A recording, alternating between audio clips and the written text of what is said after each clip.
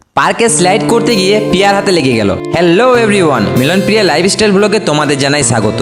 আজকে আমরা গেলাম দুবরাজপুর পাহাড়েশ্বর পার্ক। এর আগে আমরা অনেকবার এসেছি, কিন্তু টিকিট কেটে ভেতরে অনেকদিন পর ঢুকবো। তাছাড়াও আমরা বিয়ের 2 বছর পর হয়তো এইভাবে ঘুরছি। আমরা যেভাবে কষ্টের দিনগুলো পার করেছি সেগুলো আমরাই জানি। যাই হোক, এখন আপাতত আমরা অনেকটাই হ্যাপি আছি। সবকিছু তোমাদের জন্যই, তাই তোমাদেরকে যতই ধন্যবাদ জানাই কম হবে। ভেতরে ঢোকার আগে আমাদের মহাদেবকে প্রণাম করে নিলাম আর বললাম, মহাদেব আমাদের মনের ইচ্ছা পূরণ করতে আমাদের শক্তি দাও, আমাদের আশীর্বাদ করো। মহাদেবের আশীর্বাদ নিয়ে চলে গেলাম টিকিট কাউন্টারের কাছে। দুটো টিকিট কেটে নিলাম, 10 টাকা করে 20 টাকা নিল। আসলে টিকিটের দামটা বলে দিলাম যারা বাইরে থেকে ঘুরতে আসবে তাদের জন্য। টিকিট কেটে ঢুকে গেলাম ভেতরে। ভেতরে ঢুকতেই সামনেই আমাদের মহাদেব। পার্কে ঢুকে পিয়া চলে গেল দোলনায় দুলতে। ছোট্টবেলায় বরগাছে দড়ি বেঁধে ঝোলার মতো মজা কি আর আছে? আর এইদিকে দেখছি কিছুজন ডান্স ভিডিও শুট করছে। তাদেরকে ডিস্টার্ব না করে আমরা চলে গেলাম ওয়াটারফলে কালারিং মাছ দেখতে। জলটা এত পরিমাণ নোংরা হয়ে গেছে যে মনে হচ্ছে অনেকদিন ওয়াশ করে নাই। আর এই জলে একটাও মাছ নেই। সমস্ত কিছু ঠিক করছে হয়তো, কারণ জানুয়ারিতে এখানে অনেক দূর দূর থেকে মানুষ আসে পিকনিক করতে। জানুয়ারি ফেব্রুয়ারিতে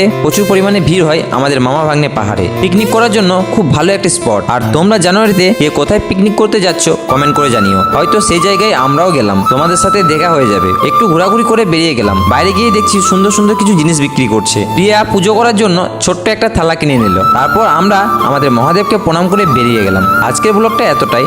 দেখা হচ্ছে আবার একটা ইন্টারেস্টিং ব্লগ নিয়ে। টাটা।